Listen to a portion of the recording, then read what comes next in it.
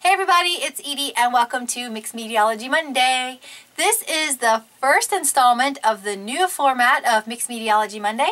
So I just wanted to come on really quickly and touch base with you and say this is what I'm doing today and tell you a little bit about how Mixed Mediology is going to run from now on. So the new format is going to be either a mixed media technique, tool, supply, product review, full tutorial, project, like it's just all about mixed media. So I'm starting the Demystified series. If you followed me for a while, then you know that in 2012 I did a complete Demystified series where I went through and talked about every product that I owned, every medium that I owned, every supply that I owned, and did a complete overview of everything, basically telling you what it does, where you can find it, how you can use it, showed you some examples, and you actually got to saw everything in action. And I did everything from gel medium to gesso to embossing powder, acrylic inks, acrylic paint, crackle, glass bead gel, alcohol inks. Like I did everything and completely demystified everything and explained it to you, because when you first start out in mixed media it can be overwhelming and you feel like you have to own everything and you don't know what stuff does, and it can be kind of hard to find out. So I'm kind of taking the fear and the question out of all of that, and it's great for people who have been doing mixed media for a while and we kind of get stuck in our ways and we have our favorite products and that's really all we use, but we have all this other stuff in our studio that we never touch. It's a little bit of inspiration for you to say, oh yeah, I do own that. Let me go use that today. So come on down to my desk, and today we are going to tackle gesso. So today's Mixed Mediology Monday is all about gesso. Come on down. Okay, so let's start talking about gesso. First of all, I wanted to tell you that gesso comes in several different brands. It comes in different sizes and it comes in different colors. Everything that I'm talking about today is going to, basically all the rules apply to any gesso. It doesn't matter which gesso you're using. If you want to use clear gesso, if you want to use black gesso or some other color gesso, any technique or rule that I talk about today will apply to all of those, not just the white gesso that I'll be using. Okay, so gesso also comes in several different sizes. You can get the small bottles like this. You can get the little jars like so. You can also get the really big jugs like this, and they also come in like, I don't know, maybe a gallon too, like really, really huge containers. This is the one that I use. This is the Liquitex Basics gesso. This is white gesso right here. I also have the Liquitex Basics Clear gesso, and we'll talk a little bit about the differences of those in just a little bit. And then I also have some black gesso. I don't use black gesso a whole lot. It's, I mean, you can tint any gesso. You can tint the white one, you can tint the clear one and make it black. You can make it purple, you can make it pink, you can make it blue. It doesn't really matter. But I do have some black gesso because when you want to really cover a large surface with a dark background to begin with, black gesso comes in very handy for that. That way you don't have to do the gesso and then, for instance, a coat of black paint or dark blue paint or something like that. It's a great way to go ahead and give you a nice deep color to your background before you even get started. But like black gesso is just one of those extras, you know, after you've already got all of your basic supplies and you want to try something new, that's when you go to things like black gesso and the clear gesso even. So this one is a clear gesso, and it's completely transparent. It dries clear. So this is really great for after you've already got work down on the page. And well, actually, let me back up a little bit because I'm getting ahead of myself. Let's back up. Let's first of all talk about what gesso is. So gesso, no matter which one you're using, is a primer.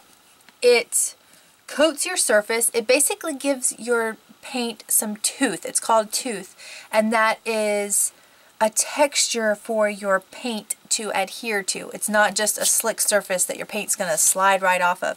If you've ever tried to paint on glass or you know, really shiny, slick paper or plastic, different things like that, you'll notice that you just keep painting over the top of it and it's like your paint just keeps sliding around. There's nothing for your paint to grip onto.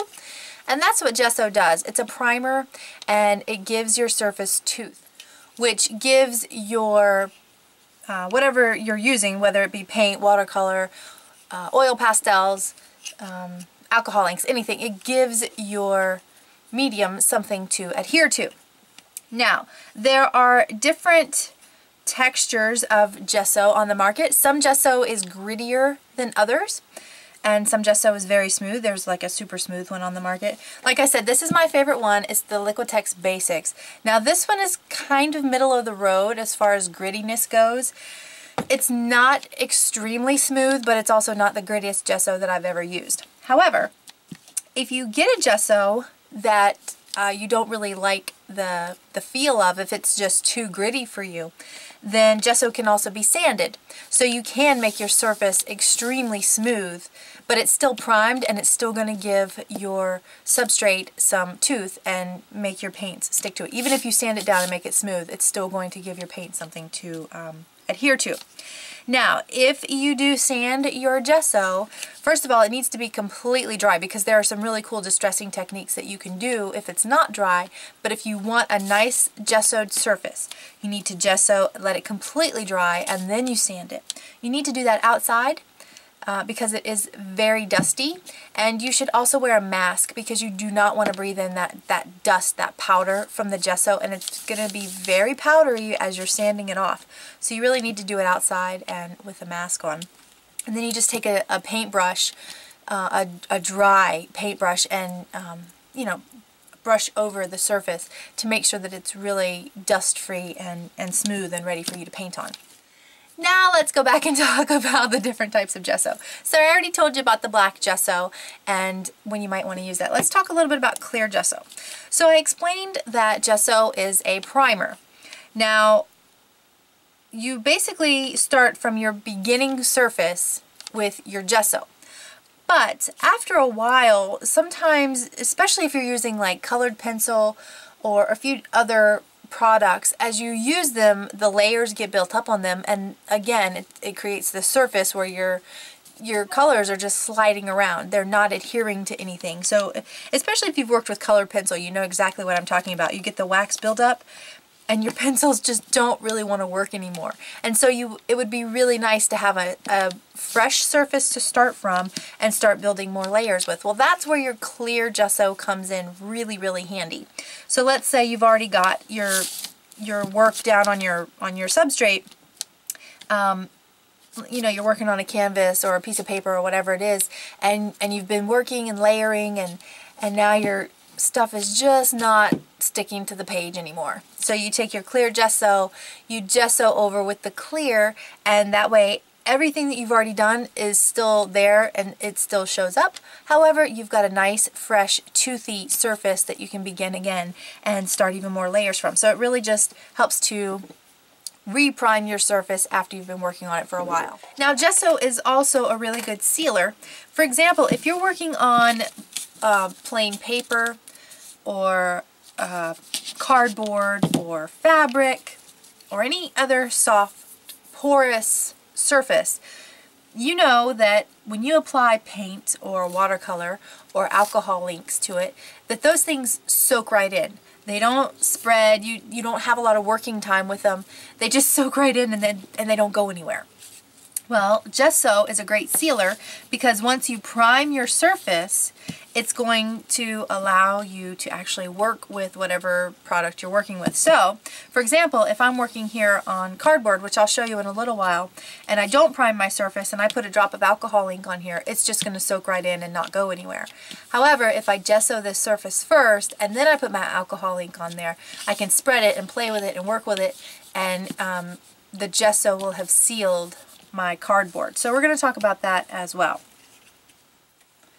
So there's technically a right way and a wrong way to apply gesso to your surface. I usually do it the wrong way, but I'm going to show you how to do it the right way. Because if you're working on a painting, then you really want to apply your gesso the right way. I'm going to just put some here on my palette.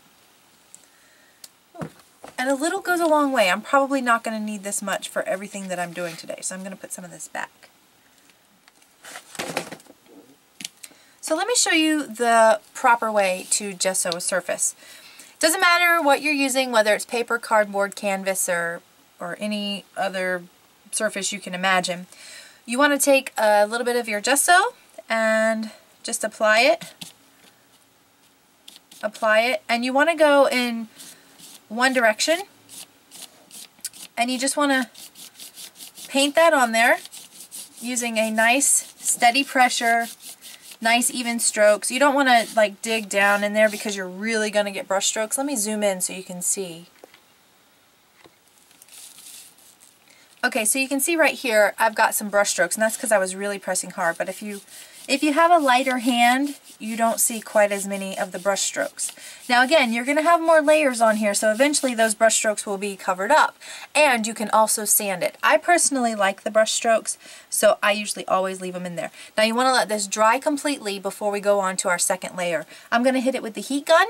You need to be careful when you're using a heat gun with gesso, because if you've used acrylic paint and a heat gun, you know it can bubble up.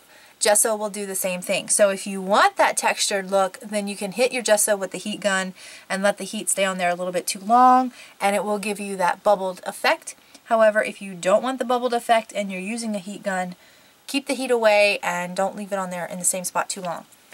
Now for your second layer, you're going to want to go the opposite direction. So for my first layer, I went back and forth. Now I'm going to go up and down.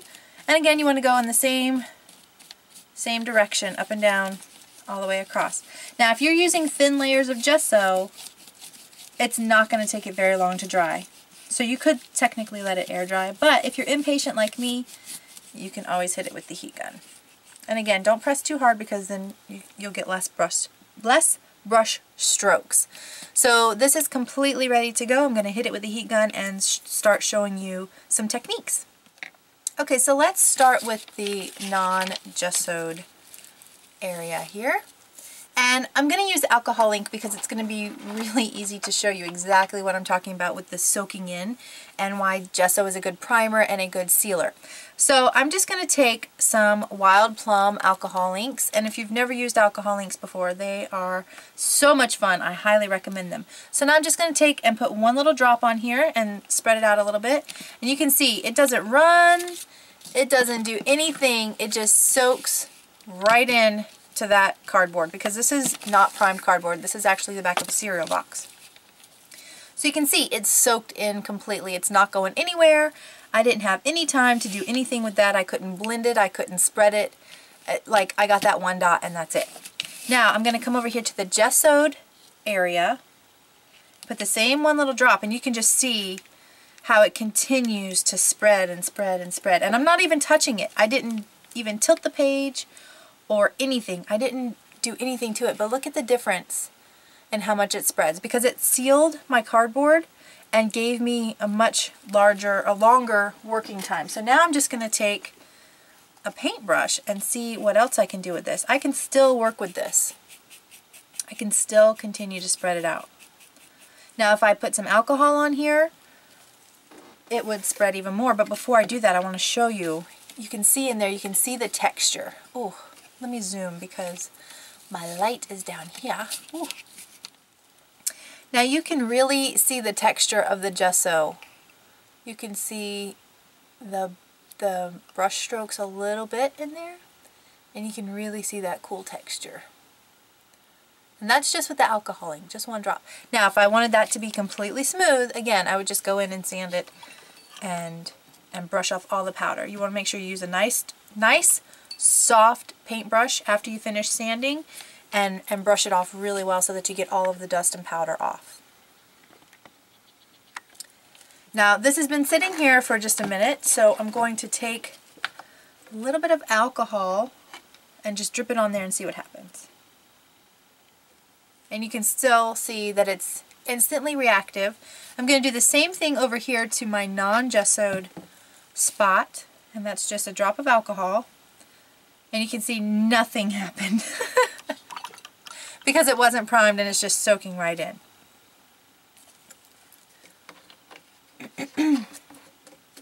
So the gesso is just going to give you a much better surface to work on. Now let's do the same thing with some acrylic paint. Now I'm going to use, oh, I just broke my lid. I'm going to use metallic paint because it's fairly thin, and I want you to see what happens when you don't have your surface primed. So now I'm going to take just some Liquitex Basics metallic silver, and I'm going to paint this onto my non-gessoed spot. And you can see like my paint is just sliding. It's not sticking to anything. It just keeps sliding. And if I went to the shiny side of the cereal box, it would continue to slide. It's not really sticking to anything. But whenever I come over here, let's see if I can get some of this paint up, to my gessoed area, you can see that the paint is already showing up. It's spreading. I can work it, but it's not just sliding all over the place. So let me get a little bit more paint here. And you can see that I can build up my layers much more quickly. And actually I can even go over what I've already done. Oh, look at that. My alcohol ink is still spreading and blending. Very cool. Now let's try some watercolor. I'm just going to use my Neocolor 2s, and I'm going to scribble a little bit here on my non-gesso area and scribble a little bit on my gessoed area. Now you can really see the texture popping through where that watercolor crayon is. So I'm just going to take a wet paintbrush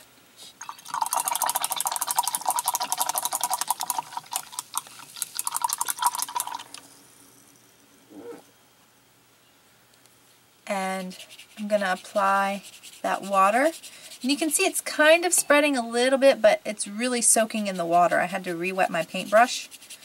It's just completely soaking in the color. It's dull, and you can see the cardboard through it, which if that's the technique that you're wanting, if that's the effect that you want, great. But let's go over here to the gessoed area and apply some water, and you can see it just keeps going. The color is much more vibrant.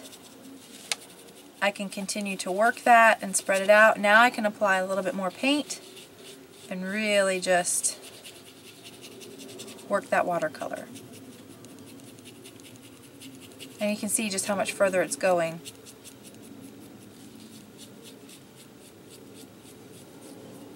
Because of the gesso.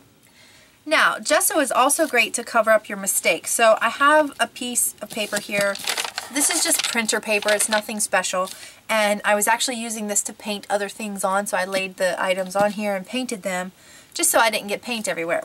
But let's just say I really like this background and wanted to use it, but I kind of messed up a spot, so I'm just going to take my gesso. Now again, remember there's a right way and a wrong way to apply your gesso. I usually don't follow that. I just put the gesso on the page and spread it around. I like the texture. I like the different brush strokes. I like that it's messy and a little uncontrolled. A little bit out of my control. So that's my first layer of gesso, and it's completely dry.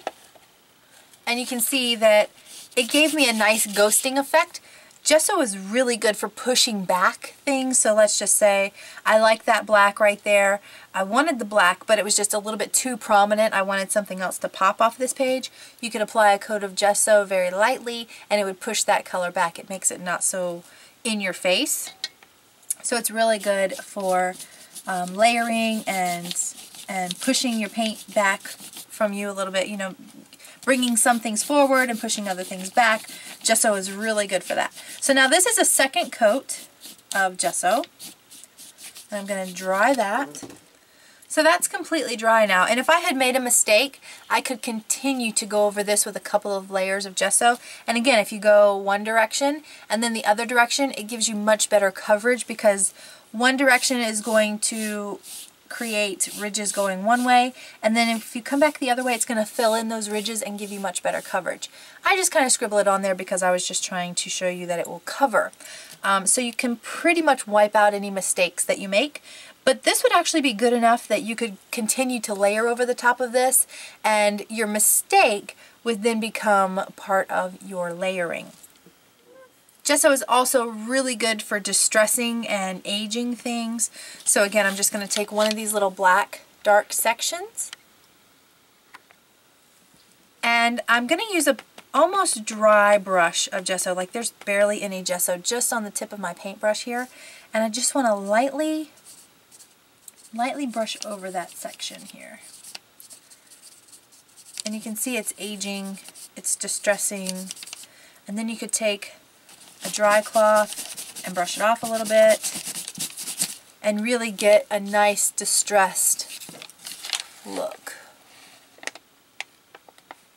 So gesso is really good for aging and distressing things and making them look a bit older and a bit more shabby. If you let it get almost dry and then rub it off, part of it sticks and part of it rubs off and it looks like the paint has just peeled. It's really a cool effect. Now I want to show you some of the other really cool things that you can do with gesso. So I'm just going to apply some color here.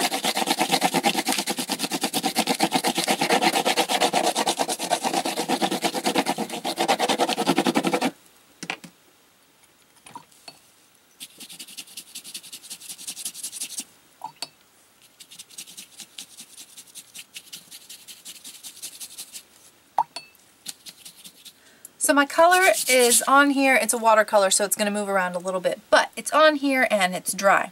Now, the techniques that I'm getting ready to show you can either be done on a plain primed surface, or you can do these techniques after you've got some paint and things going on in your background, and it really creates some super cool effects. If you wanted to do these on a plain primed unpainted surface, you would do your proper gesso technique where you went one direction, let it dry, went the other direction, let it dry, and created your gessoed background, and then you would start this technique. Or if you wanted to do it on a painted surface, you would just apply the gesso the way I'm getting ready to show you over your painted surface and do the following techniques. So now to create some really super cool texture into my background, I'm going to apply a fairly thick coat of gesso, and you can see this coat is much thicker than anything else that I've applied so far. Everything else has been fairly thin, and I've layered it up to create my primed surface. Now I'm applying a fairly thick layer of gesso. You can do a little bit thicker than this if you wanted to. And what you want to do is one of several different things. At this point, you can create texture by pressing a palette knife and lifting it up. If this was a journal, you could close it and open it back upon itself to create this same look right here. Or any flat item, you would just press it in and create some texture that way.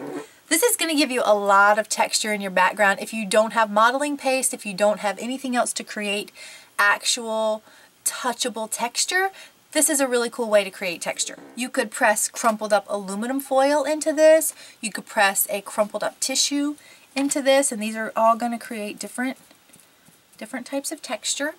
You can press stencils or other items into the gesso to create some texture. You could use a credit card to create some texture in here. I have a credit card here that I've cut a little design into. You can scratch into. You could, I could just use this little design. You could scratch into it. If you had like a needle tool or something sharper and pointier, you could scratch into your gesso. Or you could also just write into it. Use the back of a paintbrush or some other tool that you've got, and you can draw swirls, you can draw flowers, you can draw pretty much anything you want right into it. And this is a really cool, simple, fast, easy way to create texture in the backgrounds or over the top of your other paintings. And that way you don't really have to worry about having modeling paste or going out and purchasing some other medium to create texture with. You just use your gesso and you can create some awesome texture this way. So I've hid this with the heat gun so it's fairly dry. I even left the heat gun on a little bit too long right here so you can see that bubbly texture that I was talking about. You can see the little bubbles that have popped up right there, and that's just from leaving the heat gun on the gesso a little bit too long. So I'm just going to come back over with some watercolor to show you that texture a little bit more, especially right here. This is really cool right here.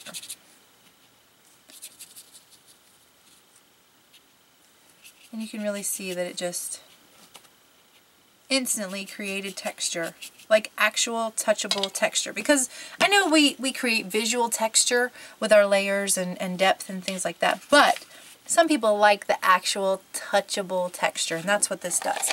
So you can see, let me zoom in a little bit.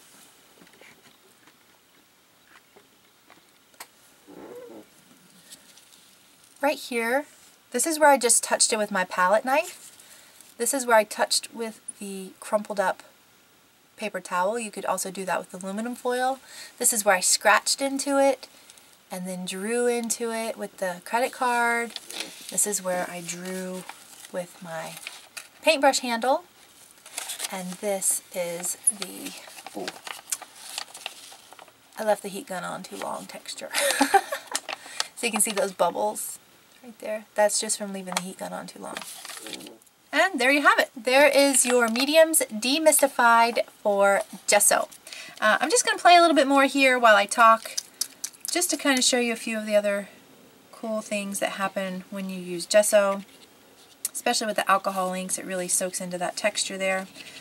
If you have any questions, please leave it in the comment section below. I'd love to hear what you guys think. Let me know how you like the new Demystified series. Each week will be something different. It may be a product, it may be a medium, it may be a product review or a tool of some sort, but each week I'll be going over some new mixed media item or technique. Just want to drip some actual alcohol. And I use 91% isopropyl alcohol. Look at that. Oh my gosh, that's so cool.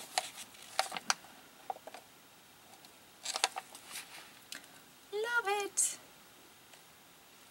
You can see it's just running. If I had not gessoed this page, that alcohol ink would have just soaked right into this plain piece of paper.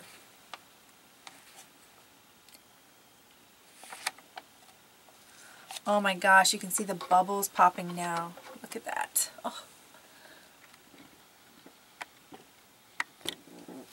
Oh man, look at that. Look at those bubbles. You see it right there? Right there. That's where I left the heat gun on the gesso too long. Oh man, that is so cool. Love it. Love it. Look at all that texture up there. This is where I dabbed it with the cloth. And this is the palette knife where I just stuck it to it and lifted it up. And then my scratching and the drawing and the...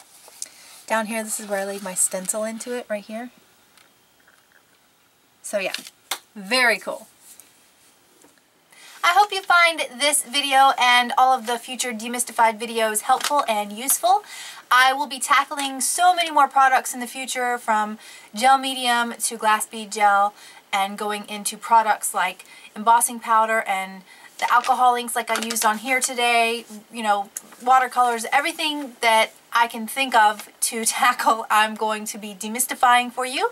So if there's something that you want to know more about, or if you have any questions or comments about something you've already seen me do, leave it in the comment section below and I will go back over anything that I need to, or answer questions or tackle future products in the upcoming Demystified videos. So that's pretty much going to wrap it up for Gesso Demystified. Remember, if you have any questions or comments at all, leave it in the comment section below.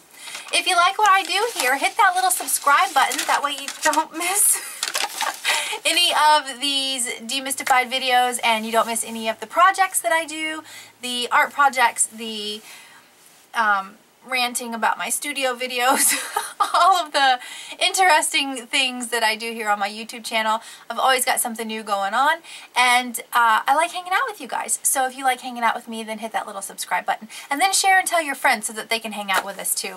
Thanks so much for being here and hanging out with me today. I really appreciate you spending your time with me, and I will see you next time. Mwah. Bye!